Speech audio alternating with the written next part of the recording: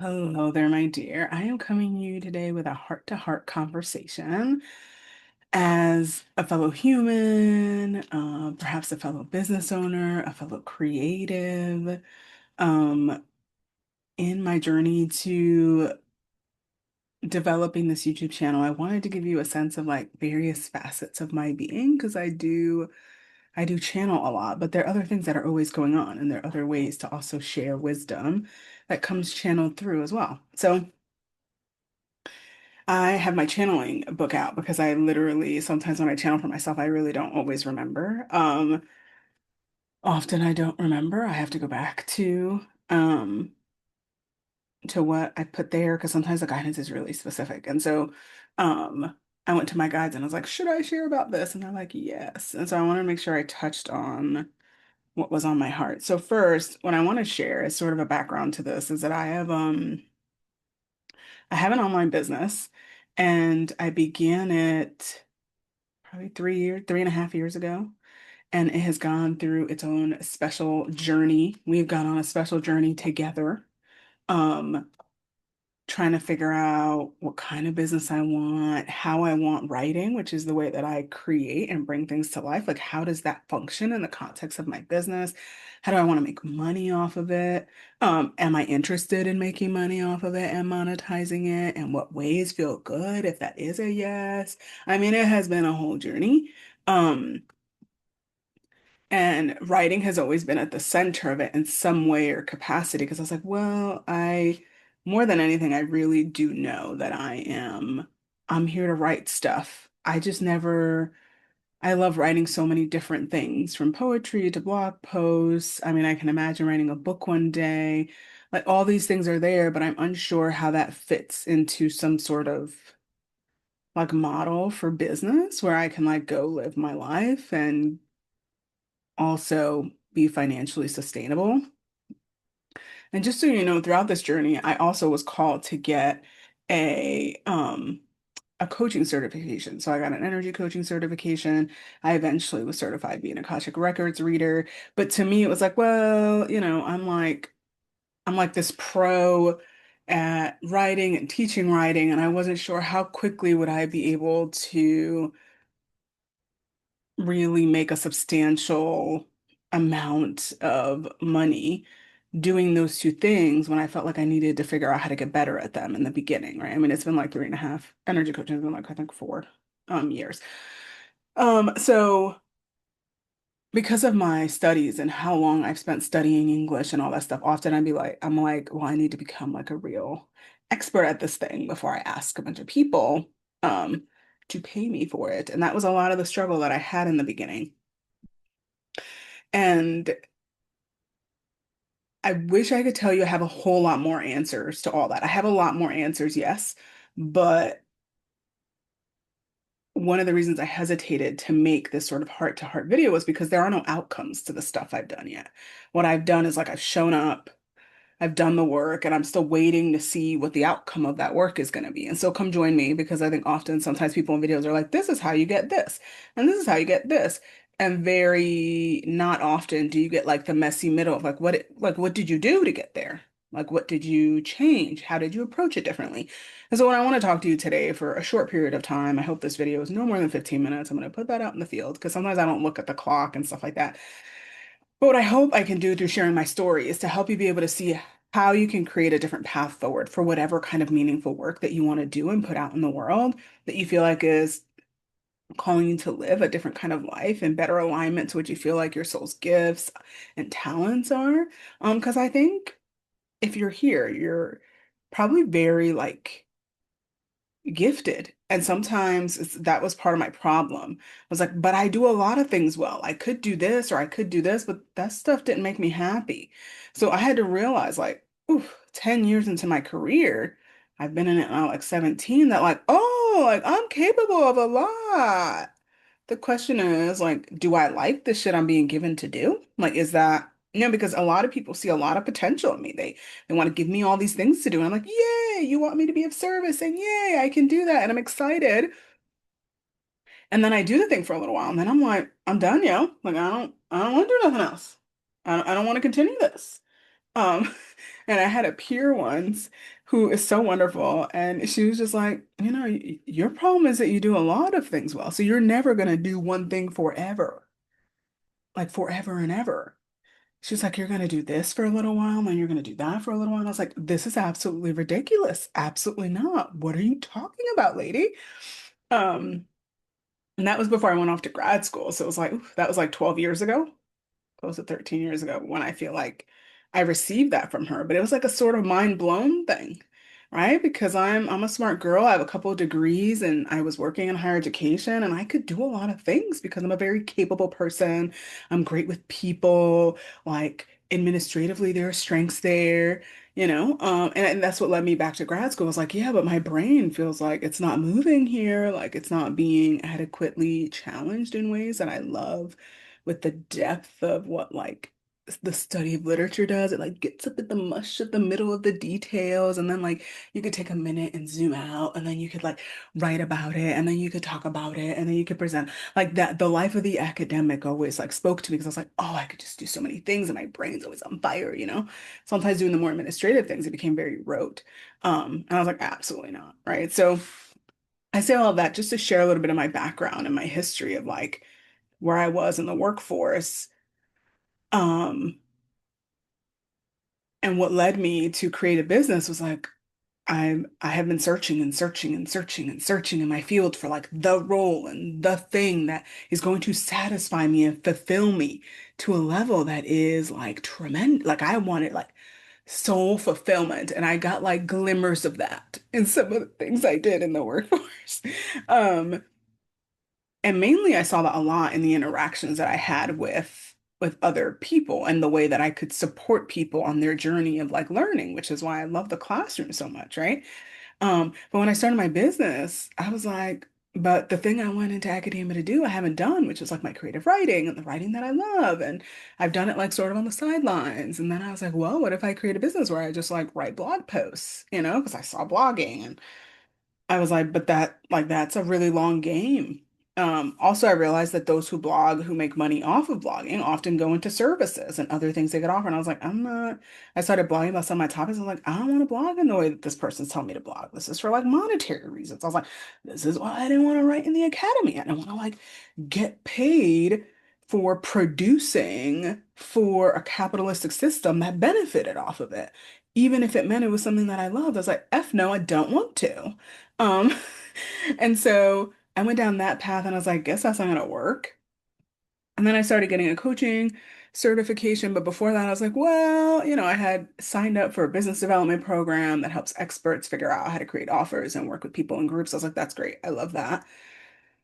Um, and for reasons I won't go into here, it feels like a never-ending spiral of figuring out like, oh, what I realized I came back to over and over again in the business was that I was sitting here compromising what I actually wanted in an effort to make money, which is what I did in the workforce. Was like, well, I can do this so that I can make a living, so that I can get benefits, so that I can, I guess, do the writing. But the writing never came because I was too tired making the money.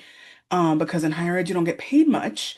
And I lived in a metropolitan city whose like expenses were up the roof. And I also was going to grad school on and off. And so I was like, well, no, I got to hustle for the money. I got to hustle for the money. So I'm always here with more than one full-time job. I got a full-time job and a part-time job, and I'm doing this and I'm doing that. And I'm like so lost just trying to get money. And that's what the beginning of my journey in business was like, how far along do I chase the money so that I can replace my full-time income and be able to go into my business and quote unquote make my own rules. And it wasn't until I worked with a coach who was teaching me how to sell, and she was wonderful, that I realized like, I don't even want this. Like, I don't want a full load of coaching clients. Like, when I look at my business model and I look at my week, that is not what brings me joy. Do I love working with clients? For sure, right? But people who are coaches and who are service providers, right? They coach and they are with people in order to make a certain amount of money from it, like 15, 20 hours a week. I was like, I don't want that much. I'm not interested in that. And so then I was like, what is it that I want? And I kept asking and asking and asking and asking. And recently, over a year ago, I was like, oh, I love writing. What if I just create like a writing community? And I built this community, co-created with some other amazing humans. It was last October, so it's been like a year and like 3 months. And it was like the thing my heart needed, like most of all. And it was a very small group of us. And so I sort of let go of this need to work with people one-on-one. And I was like, well, what about the membership model? I was a teacher. I know how to do that and all this stuff. And then writing is the love of my life. And I've also dedicated a lot of professional time and development, career development to it. So I was like, I could see myself doing this. And so I created this offer called the Writing Corner. And it was like life-changing for me. And never, I wasn't sure when I started that um that offer if it was going to be forever. I was like, we're going to take this a quarter by quarter because I think I had people commit to a quarter because I was like, I know when working with people on writing, you can't do it in a month and think it's going to be like hoopla. Like you got to commit like 3 months to it. What I know of like the semester schedules, like you need 8 to 12 weeks of good amount of time just coming back to in order to get yourself into some sort of rhythm that works for you.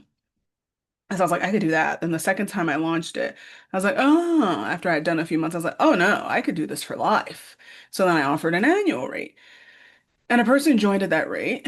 And by the time we're here today, I think there's like 9 of us total, including me, I think, perhaps, maybe 10 with me.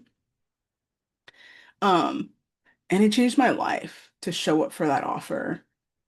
um, day in and day out and be with the women as they help me form it and develop two totally different sales pages and get on calls with people and get a sense of like, what is my medicine and what is it that these people are getting from being in space with me? What are they getting from being in community with one another?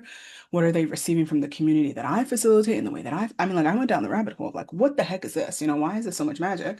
And to be true, this is why I decided to create this video was because this at the end of this month, I'm closing the offer, something that I just never imagined I would get to. And at the 1 year mark, it was very clear from my guides that it was time for it to close. I had imagined that it would be evolving. I would be creating a different container, like a different type of membership that would include writing, and I would invite them to come join me. And they're like, nah, you gotta let this go. And I was like, but what do I do? And then I'm like, oh my God, what you know? And so this video is a lot about when we're given guidance and we're not open to it.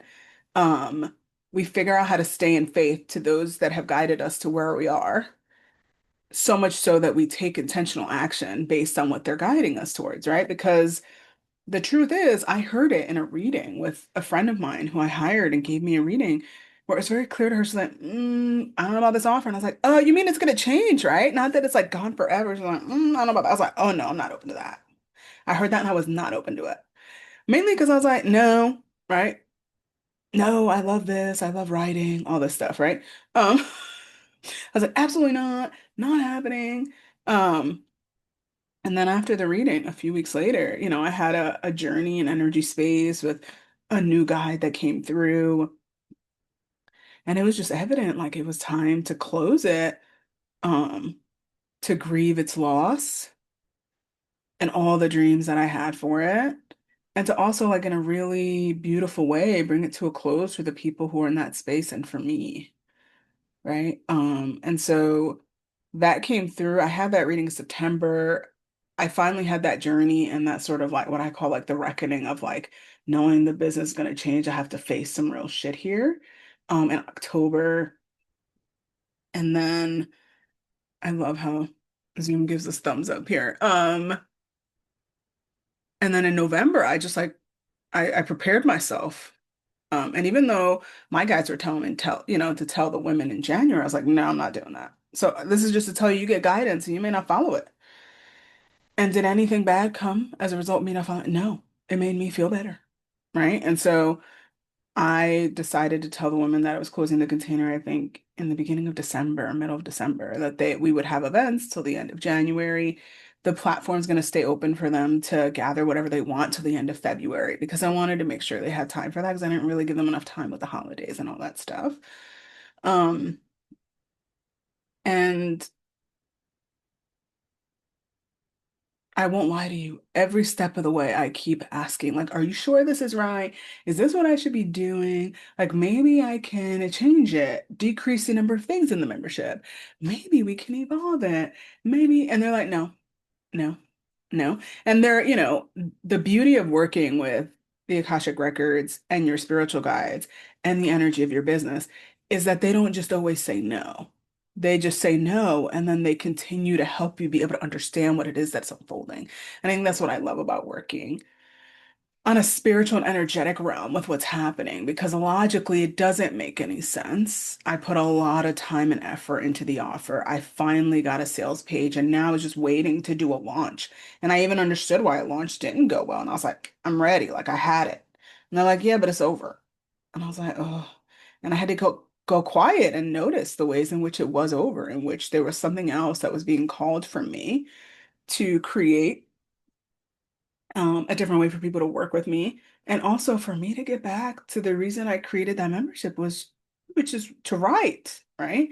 And not just write anything, because what I realized recently is that like I want to write books and I want to get things published and I want to like create tools like Oracle cards. I want to create like workbooks. I want to create, there's a lot of things I want to create. And I'm sitting here creating services that take time away from that. And it's not to say both things can't exist at the same time. If I wasn't at my full-time job, I would say, yeah, I could probably do it, right? But because I'm still in my full-time role, it's like I gotta decide, right? Like, am I gonna put my eggs in this basket? Am I gonna commit to the thing that I came here to do, which is to write and to share a message and to get people to connect with themselves, the divine, through the ways that I can write to them? And that's just it.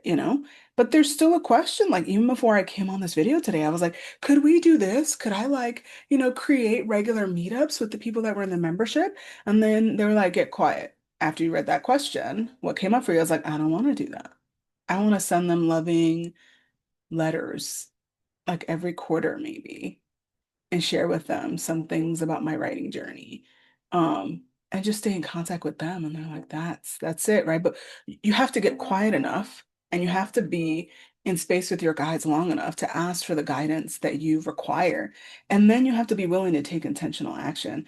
Because for as much as they said like this offer is closed, then I had to very like carefully consider what are the ways that I want to make sure they know this is closing with the most amount of love and care. Um, while also respecting this sense of overgiving that I'm always doing. Like initially I had like this list of five things that I was going to do. I was going to do a workshop. I was going to mail this. I was like, then I got into the records. I was like, I need to take a minute. This membership was like $15 a month. Like I have to slow down. Not from a place of I'm going to hold back my riches from those that I love who have supported me and who have been with me on this journey, but from a place of like, what can I actually give? From a place of what I have to give, not from a place of like, oh my God, I'm so sorry. Let me make sure you know how much you mean to me. Like when it comes from that place, it's like a place of proving, right? And an energy that's just like, oh, it just doesn't feel right. And I think can feel overwhelming, right? Even for the person receiving because it's not equitable. The exchange isn't equitable. And so I found other ways in which I was going to intentionally close the container. I have a week until the container officially closes, a week and a few days, maybe 10 days. And I'm really excited to do it in a way that honors my energy and my love for the people in there and for what we co-created. And I'll be honest, on my heart, I'm like, this ain't over. I can't tell you if that's my ego or my knowing quite yet. Like I can't actually tell you if I can distinguish between both of them because the offer is so special to me and because we created magic, even as I also acknowledge that the level of fulfillment that I received from delivering the offer doesn't compare to other ways that I've served people in the business, right? And that both can be true without taking away from something that I really beautifully created. And I didn't create it by myself. I created it with the people and I co-created it with the divine and all my guides, like every time. every time there was something that I was moving through in that particular offer, I went to my guides. They gave me specific like guidelines for the sales page, for color, like every step of the way. And maybe only now, as I share this with you, can I see how beautiful that process is and how much it will continue to uh, impact the ways I do business, because I feel like I created a really good muscle of like, what's my intuitive sense? Where can I go for divine guidance? Because I'm sitting here and I'm just like overthinking, and I got to get this done. To, oh, where do I go to divine guidance so I can create the experience that I know they're meant to have? I mean, there were components of that offer like that opened my heart up, right? Like I gave them oracle card readings every month. That was like a different way of me being. And so I received a lot from the journey that I went on with that offer, but I can't tell you that every step of the way from September to now that I haven't gone into the records and I haven't asked questions about it at least twice a month, because I believe that that's what makes us human. For us to imagine that like we make a decision one time and we're going to stick to it no matter what, and we're not going to question it, is a little difficult in a really busy world that has a lot of people being successful with a certain kind of business model, in a world where on the surface, the women there got and received a lot from their time there, right? So even on a lot logical human level, and even ego based, is like, but it works, and it does work. I'm not denying that, but I'm being asked to step into a different kind of work, and that was also the learning that came from the journey. Was like, oh, I love writing, but writing is like it's a good piece of a puzzle. It's a juicy part of the greater puzzle of the thing that I'm here to do. That writing becomes this like this mechanism. And for me, it felt like, oh, like the writing is the key to marketing for me. Writing is the key to resonance, right? Writing is the key to like soul fulfillment sometimes. Like sometimes it's just my soul work that happens in the writing. And sometimes I have clients who I help them like get the stuff on the page because that comes at a level of like soul fulfillment and healing. But at the end of the day, writing is but a tool for all those things. And the way the offer was structured is that writing is the outcome. It's not just the tool. And I'm not yet at the point to create the membership offer in which the writing is just the tool of the greater thing, because I'm still being made as the thing comes through. And so my guides made it very clear, like it's time for me to go work with clients one-on-one, really get that experience, see what it is I actually want to help people with in a group environment. How do I want to charge for that? Considering how much I gave here, what felt good to give, um, and also what is sustainable at some level, energetically and financially, for the reciprocal exchange that's happening there. In addition to also taking into account, like, what's my soul calling me to do as my work? Because my soul's work is never going to have like a financial tag to it. What in my mind and in my heart, what I've learned in 3 years of being in business and still working to get a profit, right? To come at a profit, is that my soul's work doesn't have a price tag, but my ability to deliver it does. Like my life force energy, I have to put and attach a certain level of money to that, because it's what allows me to show up and deliver and do the soul's work, right? And so that's often what I'm looking at. It's like, well, how much of an energy exchange is this? And is this a simple energy exchange? Is it a little more complicated? How long over a period of time? And like these have been like all the things that I have been learning, even as I continue building offers, getting people to join them, closing the offer, um, because there have been like a couple of them now that are group. This is a second group, you know, and I get to continue to learn that because I have been a teacher for 12, 13 years in an academic environment, and I love working with groups. But there's a part of this learning that's also like undoing the ways in which I was taught to be and facilitate groups and communities. And that gets to be part of my learning as I like figure out like, ooh, what feels best, what feels good, how do I want to hold people? And what does that require for me energetically? And what feels good as an exchange for that energy, right? So, as I wrap this up, I hope this heart to heart spoke to you, even as a creative, because I think that's what's been the hardest. So, like, I've made this decision, and now for this new year, I'm like finally ready to like plan launches and look at my whole year and see what I could do in the context of my full-time role and take that into account as I consider my ebb and flow throughout the year. And my guys are like, no, it's the year of creating for you. And so that's why I've been creating these videos. That's why I've been like writing my book because they're like, you just need to get to work. Like, you want to build a business that is founded upon your creative works, and yet you're not creating. And they've made it very clear that once I do that, once I get in my groove, it'll be fine. The clients will arrive, the opportunities will arise. And that doesn't come from a place of like living in la la land either, right? Like there's a timeline for me in my mind as to when I want to leave my full-time role. That timeline is also in alignment with them. I've spoken to them about it. But I spent a long time for the past 3 years trying to crunch the numbers, like how much do I need to do and how much do I need to save?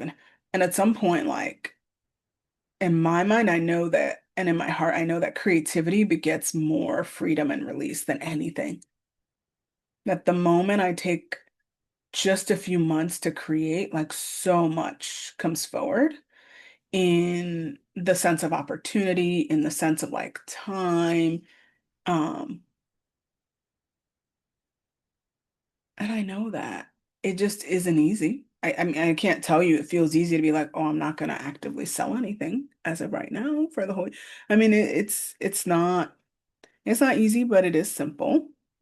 But it also feels right for the way that I always said I wanted to build a business. I want people to engage with something I created and then decide for themselves whether or not they feel like I could support them because that creation has given them more than enough information.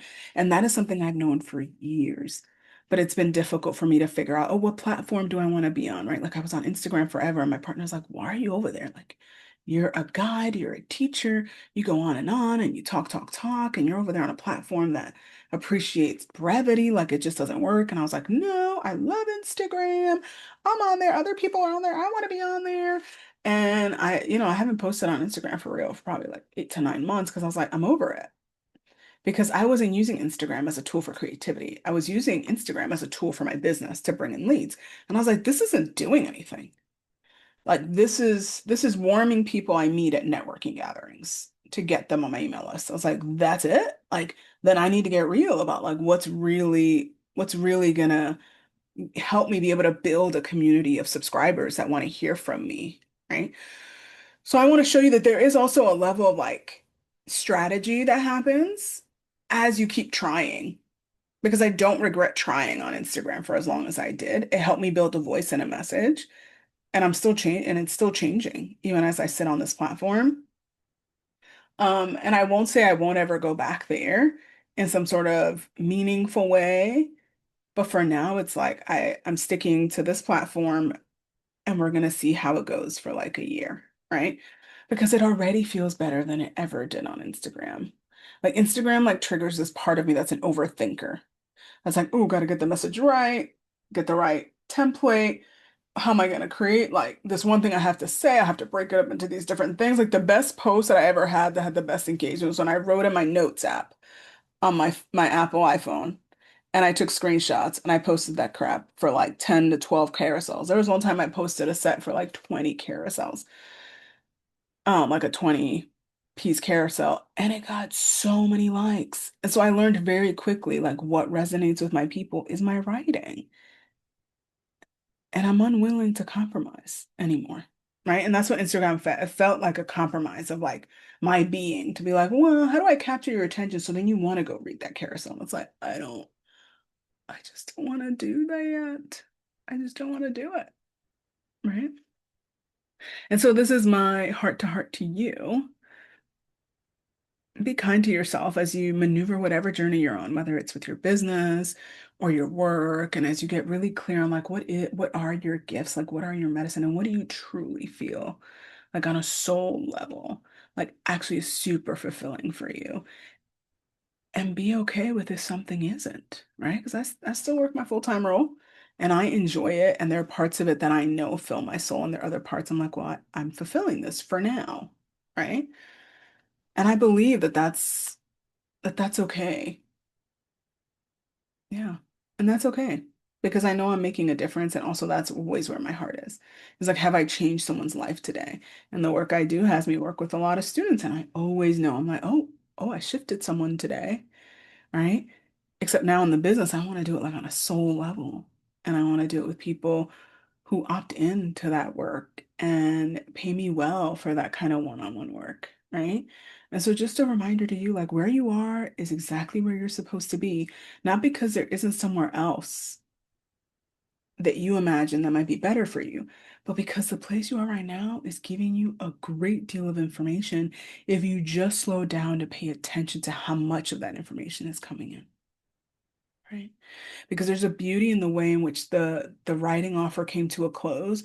Also, as I was trying to gather a sense of like, what is it about creating that drives me wild, right? Everyone in my profession, like literally, I'm gonna take that back. A lot of people in my profession look at the reviewing of writing as something that is exhausting, absolutely exhausting. And that's why I like have stayed in my role for I'm like, well, everybody's miserable about this. Like this is, and I had to get real clear. Like I knew 5 years ago, like that's the thing that just wasn't working for me. But now, even as I'm like I was serving through this writing offer, I was helping women directly with their writing. I offered them opportunities to give them feedback. And I realized for me, I'm like, oh, it like was like a truth that came in. It was like, oh my God, grading is like the factory work that I don't want to do. That's part of the capitalistic machine. That's like you got to grind and grind and grind and do the same thing in the same way. And people often say, but you could change the writing. I was like, it still doesn't change the fact that I'm doing this one task of reviewing writing and giving feedback on it for an exorbitant amount of hours every single week. And then that allowed me to open up, like, have I always felt this way? And I'm like, oh my God, I think I have always felt this way. Always felt this way about it. I remember, like, I think I was teaching a weekend class. It was like my second semester teaching. And my mom said, like, oh my God, you must love making comments on student papers or something. And I looked at her and I was like, I didn't even know how to tell her that it gave me an immense amount of stress to even imagine that my comments were going to be permanently inked on every student's paper. And then I got so overwhelmed because I had so many things to say. And then I had to learn over years that like I was overwhelming students with my feedback. And that's when I learned, I was like, oh, because it's never about the writing for me. It's about what the writing does for people. And like how those two things and those two learnings came together at a time where I like didn't want to let go of this offer was like actually really important to the way I want to function in business and what I want to do in business. Because I took a copywriting course. I was like, oh, maybe I could be a copywriter. Or at least I can gain some skills to do better, like copy for like my website and my emails and to sell better and whatever. I was like, oh, I could do this. I could totally do this. My brain's like, I could totally do this because I'm so smart. And the truth is, I could do it. It just brings me absolutely no sense of fulfillment. It brings me no joy to be like, I'm gonna write copy for someone. Like it brings me like it. I just could never do that work. And I help people with their own copy, and that was fulfilling to an extent. But I won't lie, I don't want to do that work ever again. But it's beautiful how the learnings arrive when you can finally release the idea that you have some sort of like sincere idea of what's going to happen. So I think that's the beauty of being in business. Like you think you know, but the point is that like you do a few things and you learn about yourself, you learn about your clients. And for some people, they may do the same thing in business forever. But I don't think I want to be that girl. And I think it's okay if you're not.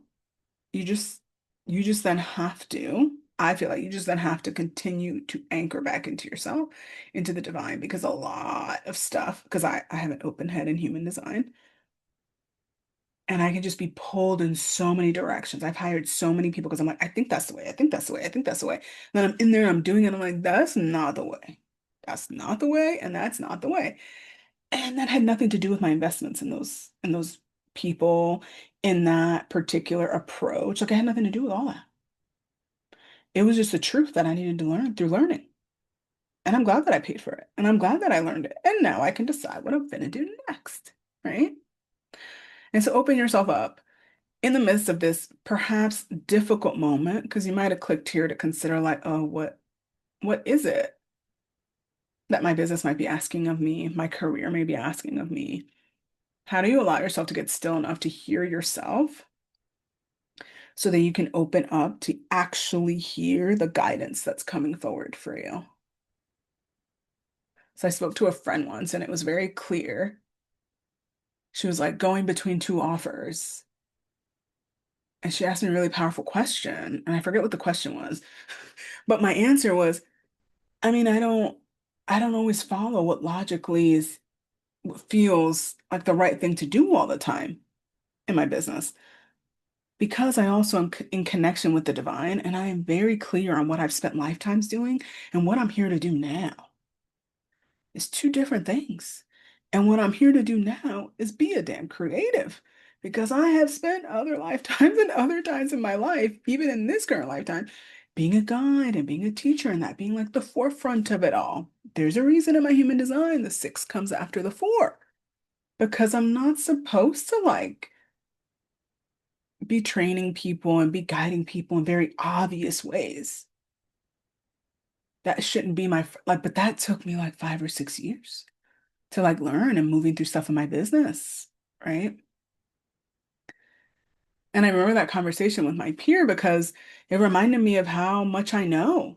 Like I know that certain things are not for me to do, not because I've done them already, but because they don't bring me a soul level sense of fulfillment and joy. Getting on video and talking to you in this way even brings me a great deal of joy.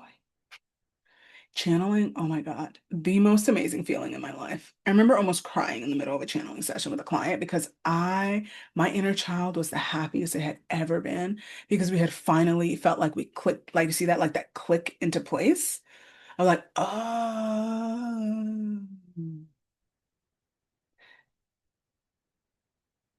And that doesn't mean that all of it is like super simple.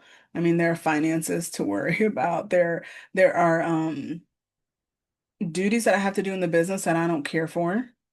But I'll be honest, I don't mind doing them for the short period of time I have to do them because everything else is so right and true. I'm like, it's fine. Tax season comes and I'm like, oh, I don't like this. I don't want to, you know? And then I do it. And I'll be honest, it doesn't feel nearly as bad as spending my time grading BT does because when I look at the numbers, I enjoy being like, oh, I did that, or oh, that's where that came. You know, like it feels connected to my soul's purpose in a way that's really important. And so if you're sitting here wondering, like, oh my gosh, what is that for me? I'm going to tell you right now, if you're here, you already know that. I think a lot of times we think we've diverted from our soul's purpose so much. And I just don't believe that's fully true. I think there's a nugget of truth in every person's situation that reveals to them like a small part of their gift and their medicine for the world. And they just have to be quiet enough in stillness and open themselves up to the divine so that they can actually get the signs to be able to hear what that is. And if you want help with that, you know where I'm at. You can click the link in the description below. I would love to support you in that because it has been like the journey of a lifetime that I'm so excited for you, for me, for all of us who get to come into this like new age that is full of super complicated shit on the internet and in the world. And I genuinely believe that like we're here to change the dynamic of how people like interact with themselves and the world so that we can then change the way that we connect with the earth and connect with the greater sense of community. And like that's the shit that like gets my heart on fire. That's like not possible when I work for the man. Like I can't fulfill that part of my soul's calling working for someone else. And that's what gets to be exciting. Even as I stumble, even if I feel like, oh my God, this was wrong. I shouldn't have spent all this time on this. And the point is I did it. So now what am I going to do? Because let me tell you, I've spent years wondering, like, oh my God, I did all that stuff, and what was the point? It's like we're like not going there. We're gonna agree to be in the present. You did it. What came forward from it? What comes next? And it's that simple. And it has to be that simple. Because even every time I question whether or not I should close a container, I'm like, oh, let me just go to them with the question. And then the answer comes clear, and I'm like, okay, I can move on. So just to remind you, like you can be in doubt even on the path, and that's what makes you human. That doesn't mean you stopped walking the path. It just means you get to walk it in your way, in your own way. And you have to find like the right tools that help you stay on the path in a way that feels true to you. And I think that's what I find magical about energetic work and spiritual work is like the strategy will always arise. You will, if you know you want to do something a certain way, like I'll be honest, I'm still writing my book. I already know which people who help people market a book I'm going to go check out when I'm ready to market the book. Because the strategy will arrive when it's needed, when you're actually doing the work that you're supposed to be doing and the way you're supposed to do it, right? And if you need some help with that, you know where I'm at. I love working with women on this and helping them be able to get clear on like what is it that you do that no one else can really do, that you can serve the collective with. All right, my dears. I hope that heart to heart was helpful, supportive in any way. Let me know in the chat what it was like for you, what you took away. If you have any questions, the platform is just starting. Um, and I am a lover of questions. So if you have a question about my journey or a question about spiritual practices, all that stuff, put it in the chat. You're not alone. It's okay to be in the muck. I always say it's like better to be in the muck than to be staring at the muck. Because if you're in the muck, you're confused and at least you're doing something. You're like going through the muck. You're trying to figure out what's in the muck. And that's what I feel like the past like 3 years of biz have been like, wow, I've been in here doing God, creating a mess. I've been creating a mess. And then the little gems and the little rocks and the stones of absolute worthless, like they're absolutely like just invaluable pieces of learning come through. And I'm just proud of myself for having gotten in the muck rather than like wondering, should I do this and should I do that and how should I do it? And I need to do it perfectly. And it's like, well, I got in there and I did something, girl. This is what I like about it. This is what I don't like about it. This is the 500 million questions I still have about the next batch of muck I'm about to go through. And it's better to be there than to be like fully clean, trying to line out every single thing in a logical pattern because logic only gets us so far. And I think the brain and the mind is actually quite powerful, but it's our job to figure out how to guide it because often our notions of logic and right and wrong come from years and years of conditioning. Um, and if you're trying to make your own way and you're trying to create something new and you're trying to live a life that's different, then at some point you have to let go of it. And I'm a testimony to how hard it is to let that shit go. I mean, I have 3 degrees. I have a doctorate. I wasn't willing to let it go. I just wasn't willing to let it go. But what I do know is that the path I took was right for me. I spent a lot of time immersed in books and in stories, and I kid you not, I know that's gonna come back for me in the business somehow. There are offers in my mind and my heart that I'm like, oh, these are gonna be great, like short-term things that I do with people, and it's gonna bring me so much joy. And I also know that's how I'm meant to support other people. And so don't underestimate the path that you took to where you are right now because all of it has really wonderful gems of learning lessons for you, but you have to be open to seeing it that way. Um, Even as you acknowledge what you might have sacrificed or compromised to get there, because I think that's the hardest part too for me is to be like, wow, I did all that. And I compromise my well-being. Sometimes I compromise my ethics. Sometimes I compromise my relationships. Sometimes there's a lot, right? And that gets to be there, and I get to be in that, and I get to heal that, and I get to figure that out, even as I also accept that that was the path, and that was okay. And that path had its moments of like glimmers of joy, moments of meeting people I would never have met, moments of like learning things that brought me so much joy and love into my heart. And so I'm going to say goodbye now for the third time. Because if you're Dominican or Latino, you know, usually you say goodbye like 3 times before you actually leave. So this is my third and final time saying goodbye. And let me know what came up for you in the comments. I would love to continue the conversation. And I'll see you in the next video.